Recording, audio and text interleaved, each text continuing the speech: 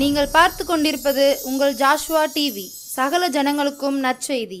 கல்வாரி காட்சியை கண்டிடும் கல்மனம் கலங்கிய கரைந்திடுமே. கர்த்தாவே உம் அன்பை நினைக்கையில் எந்தன் உள்ளமும் நொறுங்கிடுதே. உருகாதோ நெஞ்சம் நெகிழாதோ கண்ணீர் பெருகாதோ.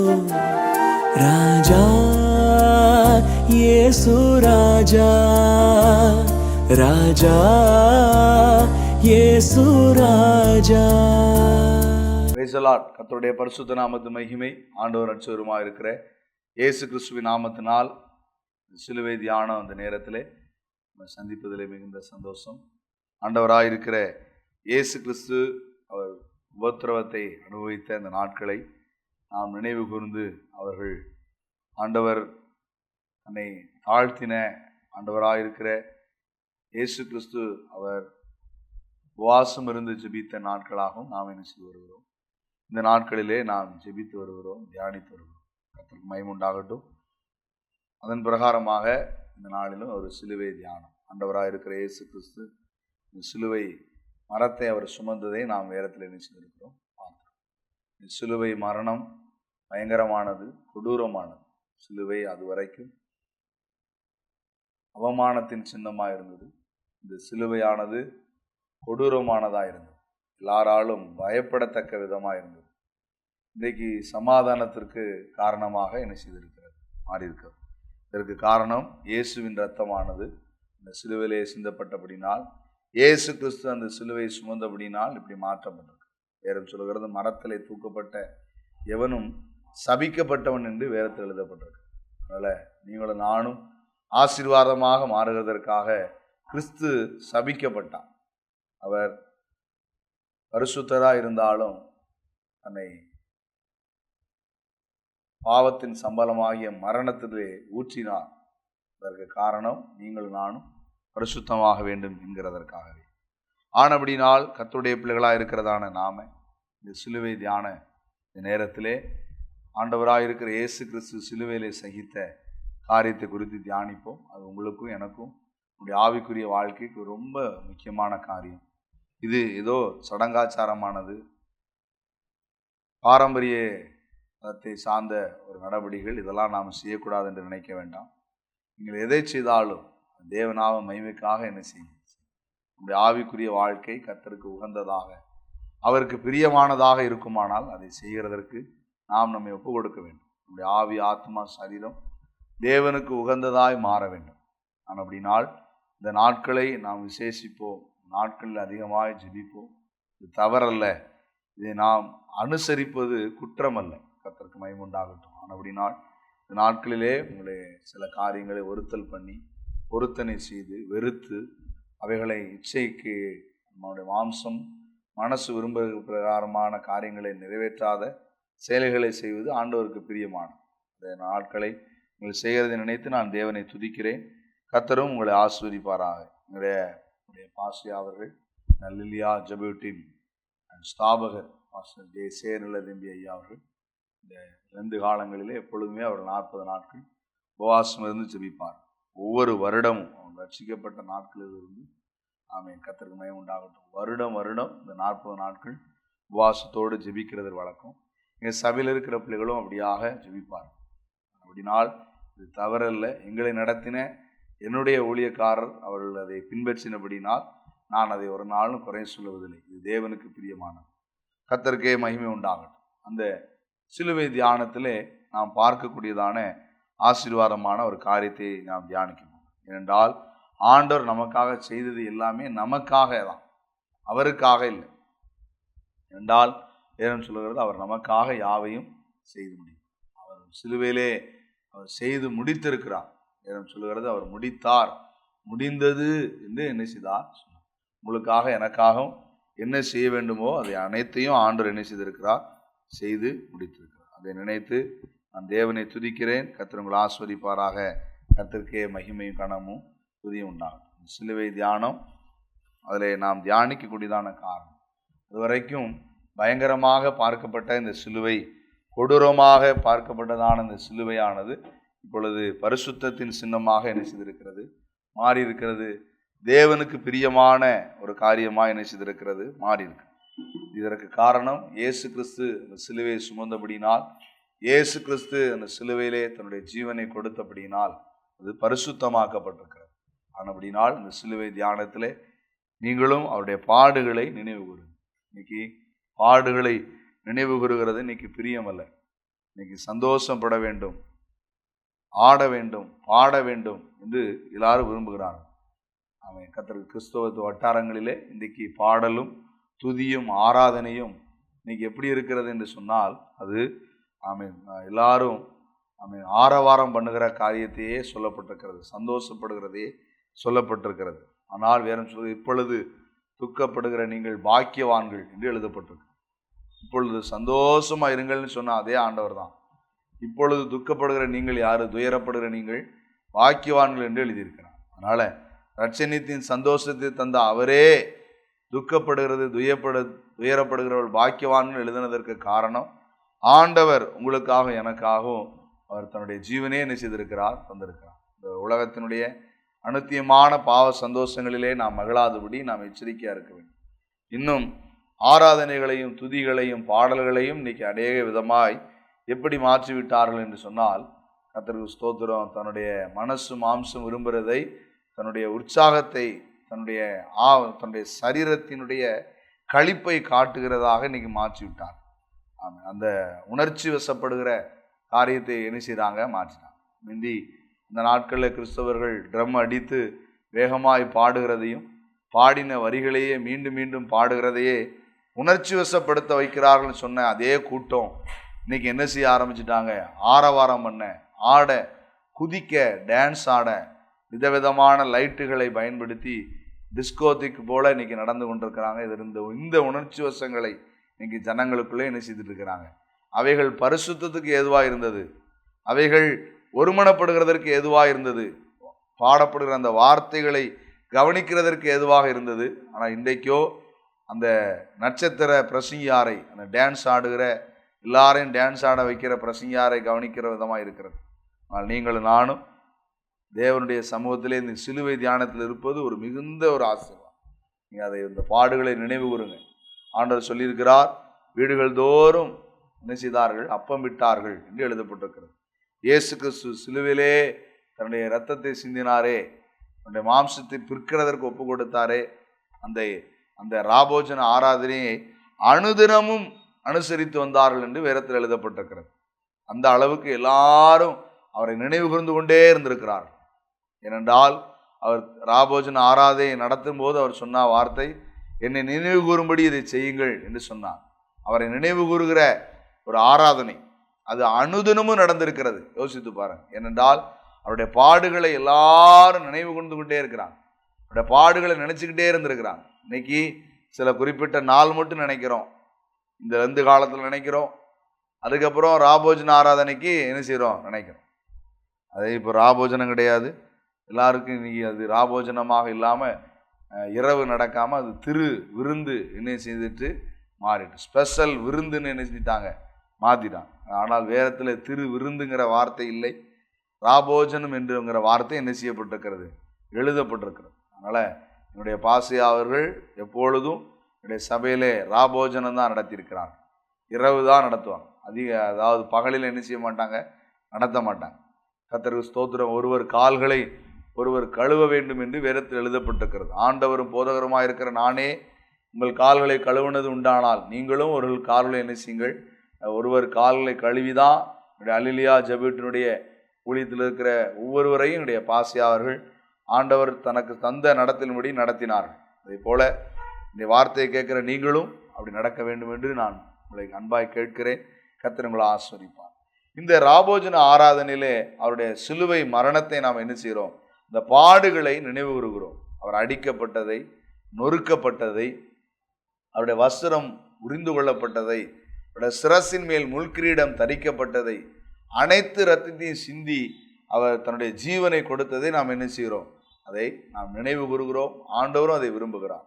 இந்த சிலுவை தியானத்தில் அவர் எந்த காரியத்தை நீங்களும் நானும் நினைவு கூற போகிறோம்? வாசித்து பாருங்க. நாம் இன்னைக்கு தியானிக்க வேண்டியதான காரியம் வாசிப்போம். எபிரேயருக்கு எழுதின நிருபம் 2வது அதிகாரத்திலே ஒரு வசனத்தை பாருங்க. 10வது வசனம். ஏனென்றால் தமக்காகவும் தம்மாலேயும் சகலத்தையும் உண்டாக்கினவர் அநேகம் பிள்ளைகளை மகிமையில் கொண்டு வந்து சேர்க்கையில் அவர்களுடைய ரட்சிப்பின் அதிபதியை உபத்திரவங்களினாலே பூரணப்படுத்துகிறது அவருக்கு ஏற்றதாயிருந்ததுங்கிற வசனத்தை நாம் என்ன செய்கிறோம்? வாசிக்க கேட்டோம். கர்த்தருக்கு மகிமை உண்டாகட்டும், கர்த்தருக்கு ஸ்தோத்திரம். இயேசு கிறிஸ்து அவர் பாடுகளை, சிலுவையின் அந்த வேதனைகளை, அந்த உபத்திரவங்களை நாம் நினைக்கிறோம். ஆண்டவரும் இதை நினைவு கூறுங்கள்னு சொல்லியிருக்கிறார். ஏனென்றால் அந்த உபத்திரவங்களை, அந்த நினைவு கூறுதலை நாம் எவ்வளவு தூரம் நம்முடைய இருதயத்தில் வைத்திருக்கிறோமோ அந்த அளவுக்கு அநித்தியமான பாவ சந்தோஷங்கள் உங்களுக்குள்ளேயும் எனக்குள்ளேயும் என்ன செய்யாது? வராது. அன்றைக்கு கிறிஸ்தவர்கள் என்று சொன்னால் ஆடம்பரங்களை விரும்ப மாட்டார்கள். கிறிஸ்தவர்கள் என்று சொன்னால் அலங்காரங்களை விரும்ப மாட்டார்கள். கிறிஸ்தவர்கள் என்று சொன்னால் விலையேறப்பட்டதை, இந்த உலகத்தில் இருக்கிற பொன் பொருள் ஆஸ்தி ஐஸ்வர்யங்களை பிறருக்கு கிடைக்க விடாதபடி தானே அனுபவிக்க வேண்டும் என்று என்ன செய்ய மாட்டார்கள்? விரும்ப மாட்டார்கள். அதனால இந்த உலகத்தில் காணப்படுகிற அலங்காரங்களாகிய நகை அணியாத காரியங்களும் மற்ற அதாவது எல்லாரை போல ஆடம்பரங்களை, அதனுடைய அதாவது இச்சைகளை நிறைவேற்றாதபடி சில அலங்காரங்களையும் அவங்க என்ன செய்ய மாட்டாங்க? விரும்ப மாட்டாங்க. கர்த்தருக்கு ஸ்தோத்திரம். ஞாயிற்றுக்கிழமை ஆண்டவரை ஆராதிக்கிறதுல தகுதியான வஸ்திரம், வெண் வஸ்திரம் தரித்து கொள்வார். இவைகளெல்லாம் நினைவு கூறப்படுகிறதற்கு, அனுசரிக்கப்படுகிறதற்கான காரணம் என்ன? எனக்காக என்னை தேடி இங்க ஆண்டவர் இந்த பூமியில பிறந்தார். அவர் தேவன் என்னப்படுவதை விட்டுவிட்டார். அவரே ஆண்டவர் என்பதை விட்டுவிட்டார். அவரே இரட்சகர், அவரே மேய்ப்பர், அவரே ஜீவன், அவரே பரிசுத்தம். பரிசுத்தம்னா இப்படின்னு இல்லை, பரிசுத்தம்னாலே அவர் தான். அப்படிப்பட்ட பரிசுத்தமானவர். அப்போஸ்தலனாகிய பவுல் கொரிந்தியருக்கு எழுதின நிருபம் 2 கொரிந்தியர் 5வது அதிகாரம் 21வது வசனத்தில் நாம் வாசிப்போமானால் அங்கே எழுதப்பட்டிருக்கிற வார்த்தை, கர்த்தருக்கு மகிமை உண்டாகட்டும். 2 கொரிந்தியர் பாருங்க 5வது அதிகாரத்தில், நாம் அவருக்குள் தேவனுடைய நீதியாகும்படிக்கு வேதம் சொல்லுகிறது,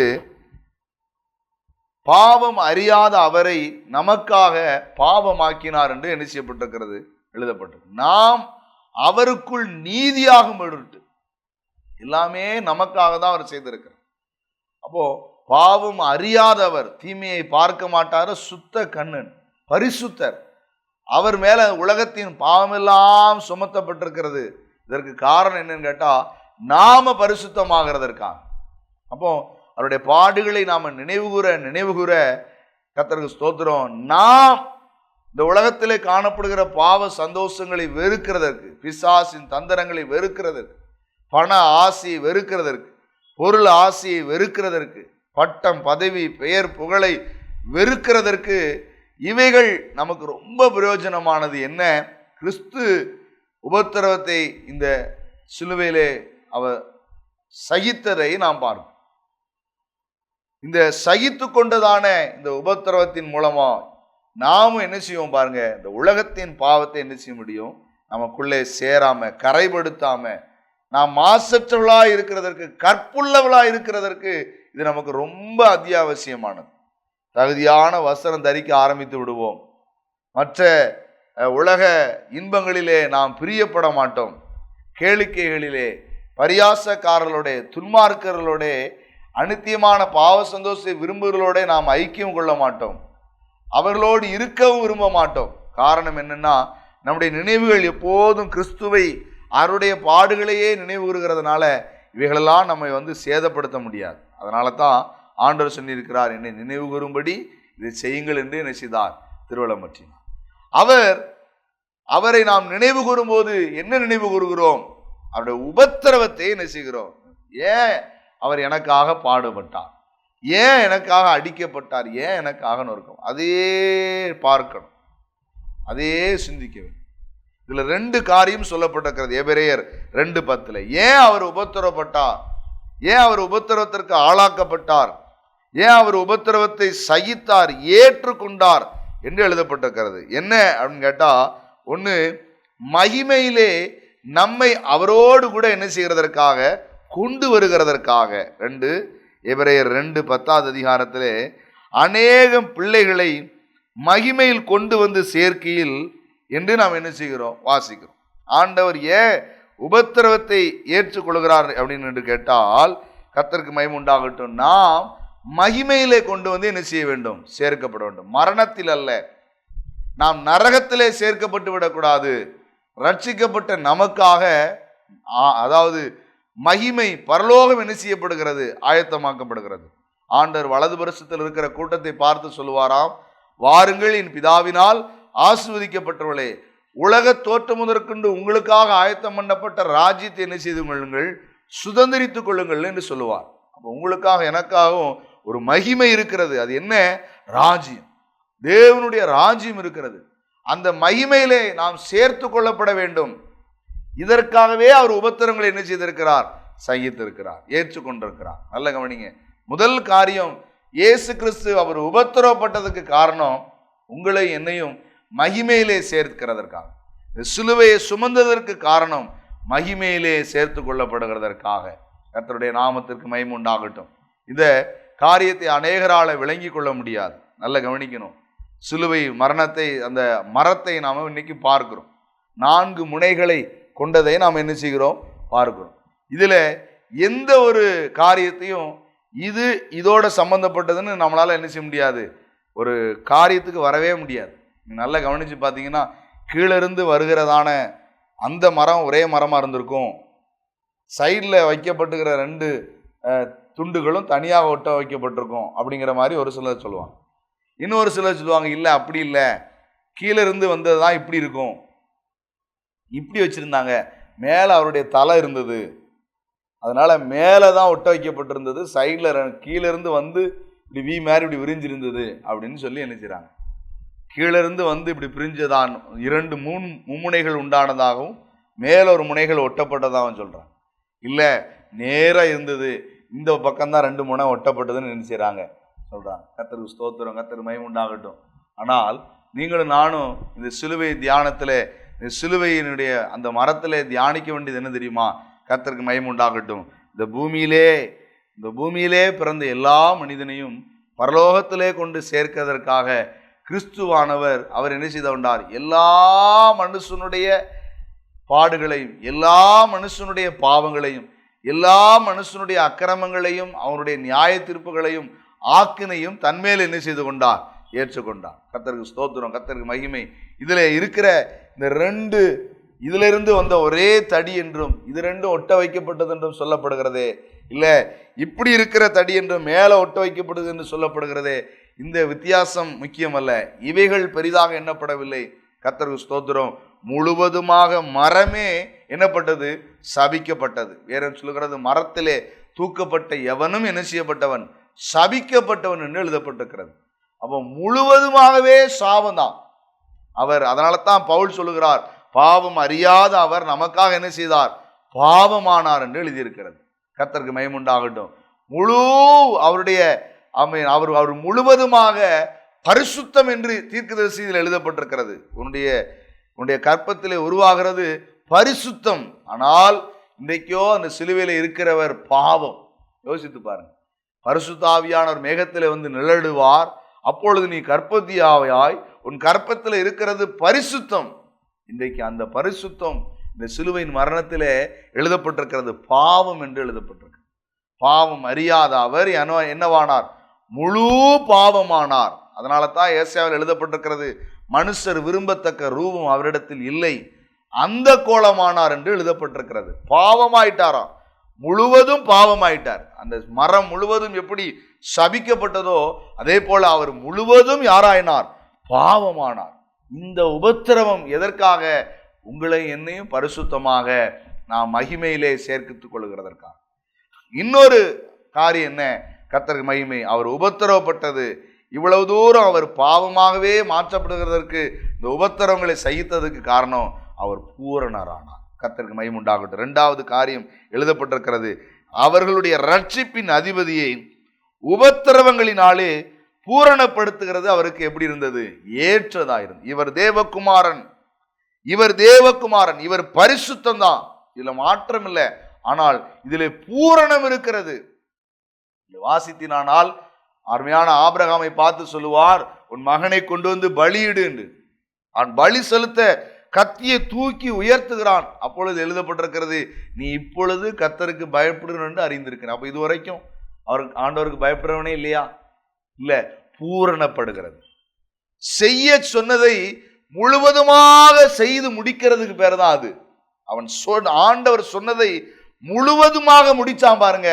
அப்பந்தான் ஆண்டவர் சொல்றாரு இப்பொழுது என்று சொல்லுகிறார். அதே போல கிறிஸ்துவும் அவர் உலகத்தின் பாவத்தை அனைத்தையும் சுமந்து தீர்த்து அந்தகோலமாகி முழுவதுமாக பாவமானார், மரித்தார். ஜீவன் இன்னைக்கு என்ன செய்தது? மரித்தது. மரணமே இல்லாத சேரக்கூடாத ஒளியில வாசம் பண்ணுகிறோம். ஏக சக்கராதிபதி ஒருவராய் சாவாமை உள்ளவர் என்று எழுதப்பட்டிருக்கிறது. அப்பேற்பட்டவர் இந்த மரணத்தில் ஊற்றப்பட்டார், மரணத்தை ருசி பார்த்தார். இதற்கு காரணம் என்ன தெரியுமா? அவர் பூரணராக்கப்படுகிறது, முழுவதுமாக தேவ சித்தத்தை நிறைவேற்றினார். இது எப்பொழுது அவர் பூரணமாக்கப்பட்டார் தெரியுமா?